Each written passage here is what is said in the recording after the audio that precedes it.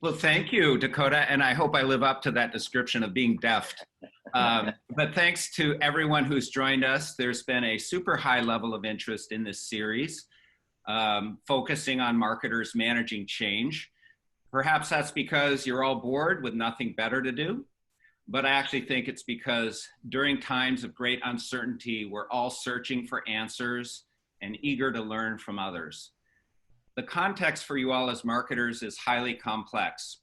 The pandemic has changed the way we do business, at least in the short term, and there are certainly going to be some long-term changes as well.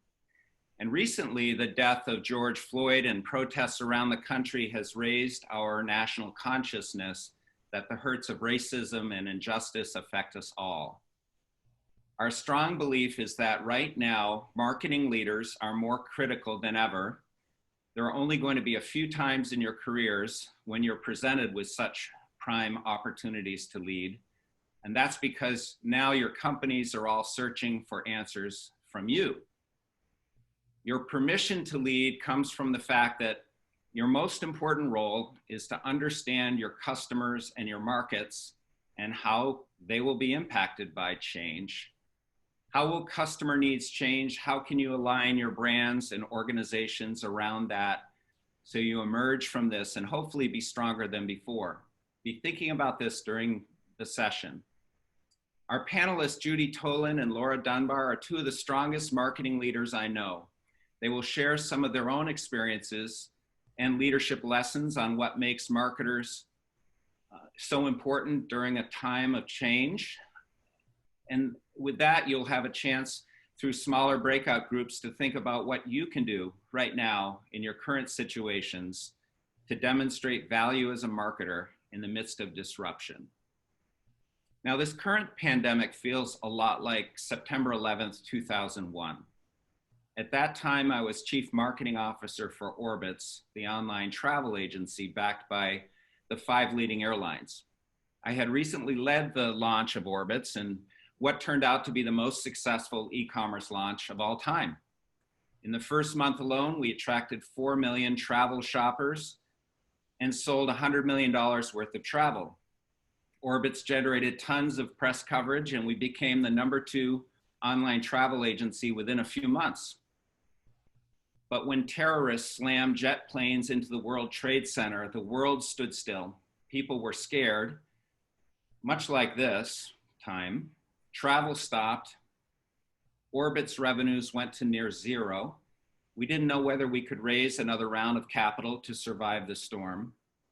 I had a marketing budget of $100 million and a team of about 200 people. And within a few months, we had to slash the budget by 80% and lay off a third of our team. What I learned then is it's so important to get beyond the most painful change quickly and cast a vision for what comes next. While everyone was scared for their jobs and thought the world may never be the same, we adjusted quickly. Travel came back to prior levels 15 months later, and Orbitz continued on as a leader in the space. Let me now introduce our panelists, and in a moment, I'll ask Judy to start by talking about what she's been dealing with the last few weeks. But I'll start by introducing Laura Dunbar. Laura is SVP Marketing at GHX. Now that stands for Global Healthcare Exchange, and it's the world's leading technology platform for connecting buyers and sellers of healthcare products. Laura's also a client, and she and I worked together to relaunch and humanize the GHX brand a year ago. She's also led marketing at several other healthcare and technology companies, all of which involved either high growth or change initiatives. And a professional accomplishment that I'm most excited about in Laura is she has a level 1 certification with the Napa Valley Wine Academy. Our other panelist is Judy Tolan. She's also a highly experienced marketer who became an expert in managing change. She's the most senior leader, actually, at Facebook's operation here in Chicago and leads global business marketing for Facebook's scaled solutions business. That basically means she leads all of digital marketing, customer analytics, customer education all around the world. She leads a team of over 400 people. Before that, Judy held CMO roles at Life Fitness, Wells Fargo Bank, and GE Capital. So Judy, I'll start with you. You were recruited by Facebook just under a year ago to manage a business growing well into double digits. Then COVID hit. Give us a sense of what that was like. What actions have you had to take to deal with the sudden change? Thank you. Thank you, Roland. First of all, it's so great to see everyone here virtually. I see really quite a few familiar faces, so hello. And, Roland, thank you for that very gracious introduction. I've been at Facebook for almost a year now, and we think of COVID-19 as basically a dichotomy of two worlds for us at Facebook. One world is our consumer platform, right? During COVID, many shelter in places. It was streaming times were up. People were utilizing platforms in a way that we didn't even envision. Club quarantine and versus and all these things on Instagram, and to the point where many of our engineers were working overtime. But on the ad side of the house, the B2B side of the house, which is where I am, many of our verticals that advertise fell off the map, right? Travel, recreation. And so for us, we had to quickly pivot. And so we've really focused on a lot of different areas as marketers. And the marketing focus for us has really been around what can we do to help, right? Because as marketers and brand leaders, we want to continue to provide value, even in a time where typical slogans or advertising are fine tone, will fall tone deaf. So, as Roland mentioned, one of the things that I'm responsible for is all the digital marketing and all customer education. So, and I know many of you are, but we're doubling down on just using our tools to help people, right? How do small businesses leverage our tools in a way that will allow them to remain afloat? And it's been a huge change for us. Many of the things that we did were in-person activations, et cetera. And then we'll talk a little bit more about it, but also we've seen this huge interest around how people can restart, pivot, up-level their skills, and take training courses. So right now we're seeing 5 times the interest in leveraging online tools, digital marketing tools, aspiring marketers for all of us here who love our profession, who want to learn more.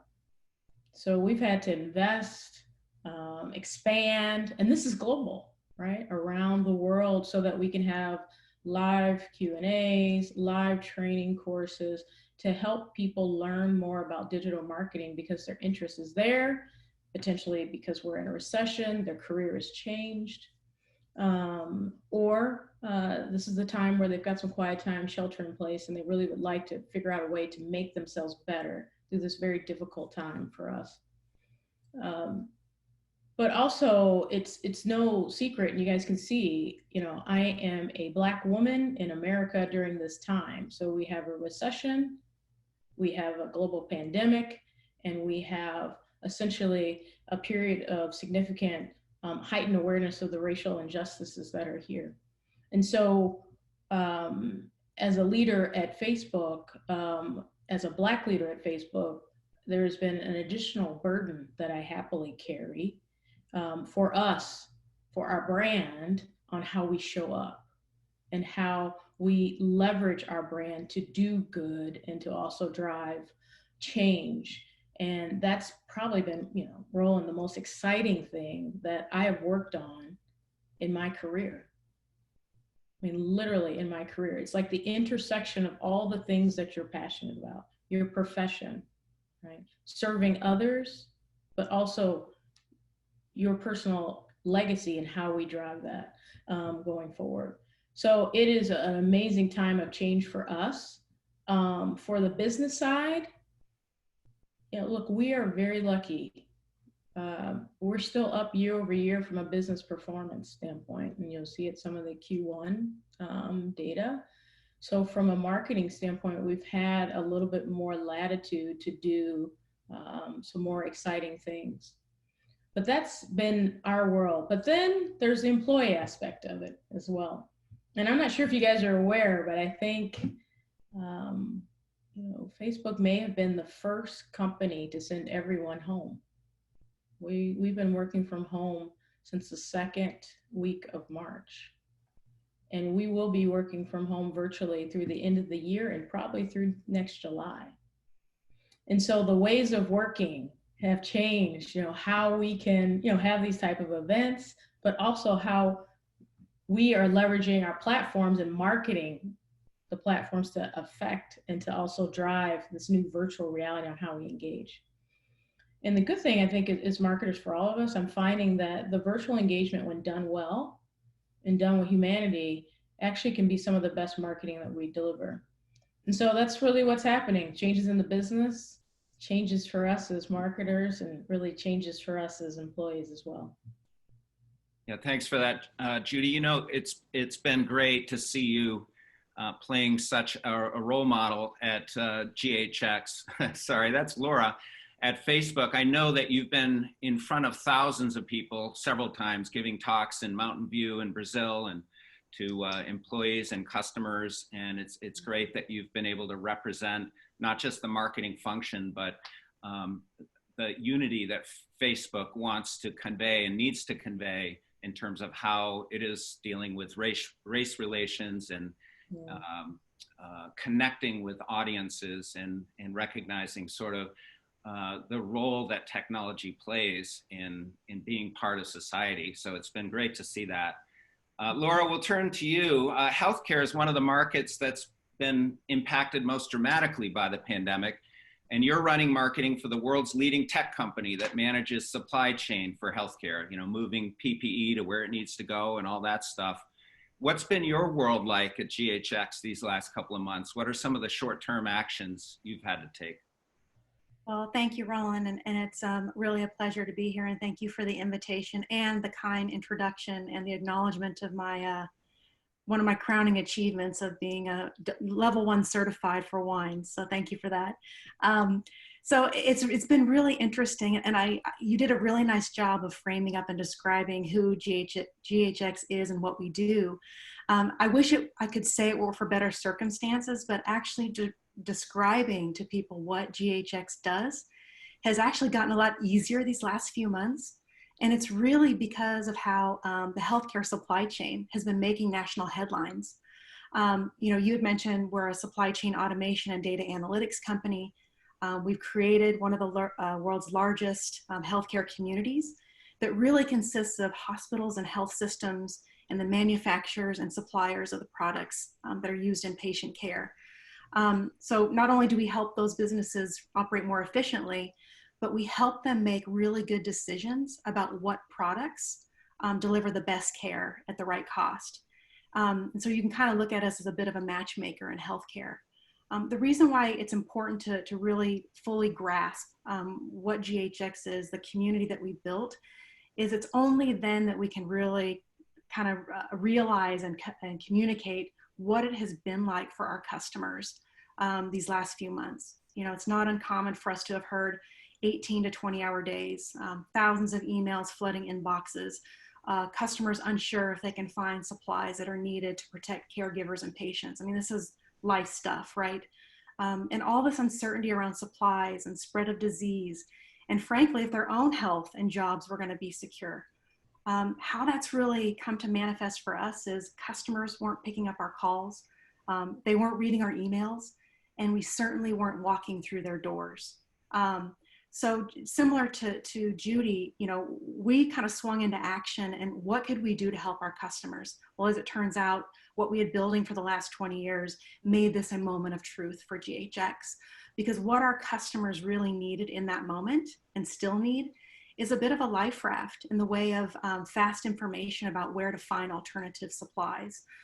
They needed things like data to validate whether supplies they were finding were equivalent to the ones they normally use. And they needed to know, importantly, if they could trust new suppliers that were popping up to fill skyrocketing demand for things like PPE, which, as you pointed out, has now become a term that's part of our national vernacular. And not to mention, with these pop-up care facilities outside of hospitals, they needed to make sure those supplies got to the right place. So we swung into action. We tapped into our data, our capabilities. We fortified our industry partnerships, and we swung into action to curate the information and enable these processes. Similar to Judy's team, it required us to pivot. Because everyone on the call knows that your marketing department, ours, we weren't just sitting idly by waiting for a pandemic, right?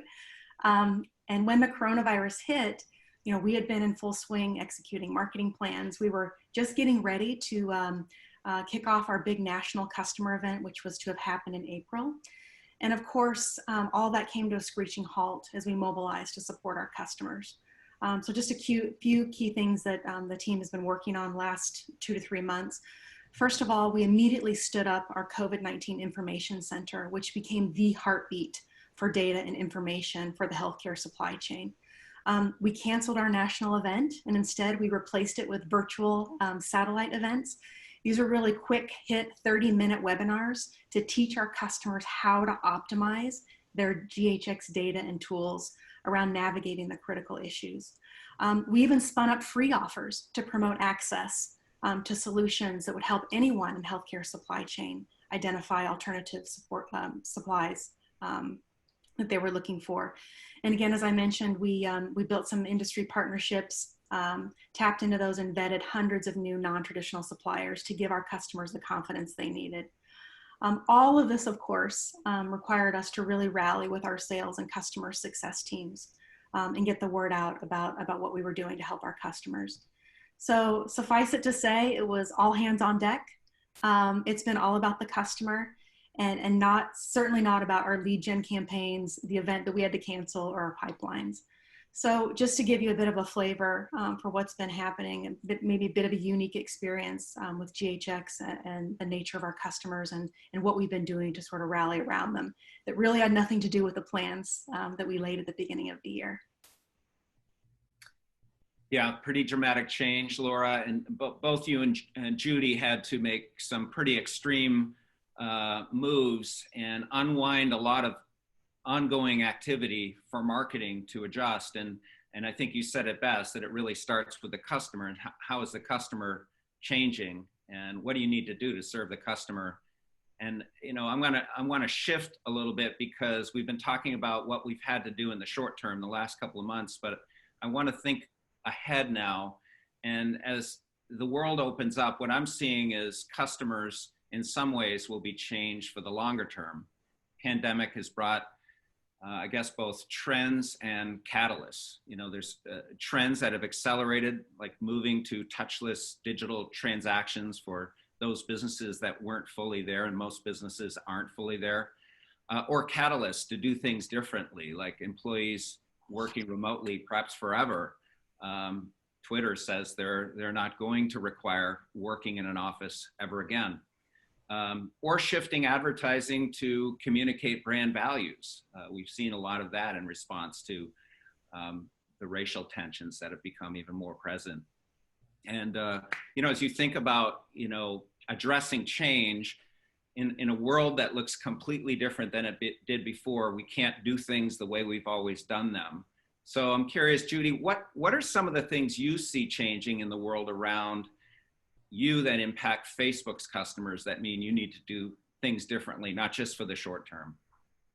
Yeah, it's, I think the better response is what hasn't changed. I'll be very honest. Our entire world has shifted. Right now, a few things that we've done, just that I think would be helpful for everyone to know. A lot of our small businesses are really struggling with liquidity. So Facebook really jumped in and leveraged and gave millions and millions of dollars to help small businesses to stay alive. And we called it our Small Business Grants Program. But then we quickly then jumped in, leveraging our Business Resource Hub to, per Laura's aspect, just really summarize and put all of the key information that they needed to go from offline to online.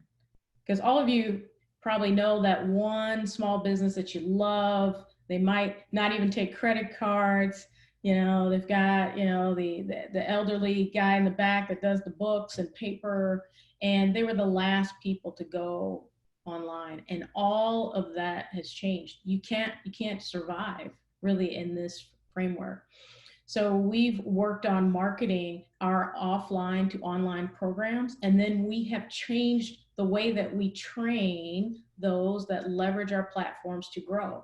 We have 140 million small businesses leverage our platform every day around the globe. 2.65 billion users. And what we found is that people are leveraging small videos, 10 seconds, 20 seconds, especially small business owners, to learn something new. Tips, tools. So we started breaking up our marketing into small, what we call personally snackable bites. Here's a story about how to change your office hours. Here's a story about how to put a sticker up. If I'm a nonprofit, here's a quick story on IG to learn how to submit donations. And guess what? Donations are up 200%. We're in the millions and millions of dollars have been raised on our platform. So our marketing has really had to change and be flex and be resilient. But also in times of change, products like ours change faster. So just like when COVID happened, and Laura mentioned it, we had this beautiful plan, marketing plan that was global that we were so proud of. Put it on all these slides.